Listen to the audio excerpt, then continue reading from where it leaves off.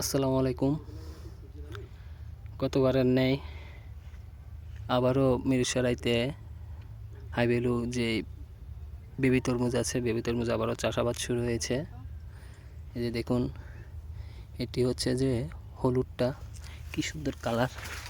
দেখুন এই তরমুজটা ধরে দেখেন কি সুন্দর হলুদ হয়ে আসছে এবং প্রচুর তরমুজ ধরছে এখানে, বেবি তরমুজ।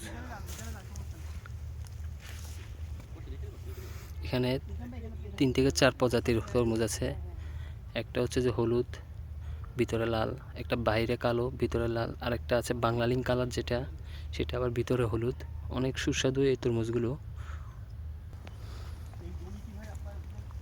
আপনারা যারাই চান অবশ্য চাইলে এখান থেকে কিনে নিয়ে যেতে পারেন, আমার সাথে যোগাযোগ করতে পারেন। আমি বলে দিতে পারবো আপনারা কীভাবে এসে নিয়ে যেতে পারেন। তবে এখনও ছোট ছোট, আরও 15 থেকে 20 দিনের সময় লাগবে এই তরমুজ পোক্ত হওয়ার জন্য। খুব সুস্বাদু। এটি হচ্ছে যে কালো, বাইরে কালো ভিতরে লাল। এই যে এখনও ছোট ছোট, আরও অনেক দিন সময় লাগবে। ধন্যবাদ সকলকে।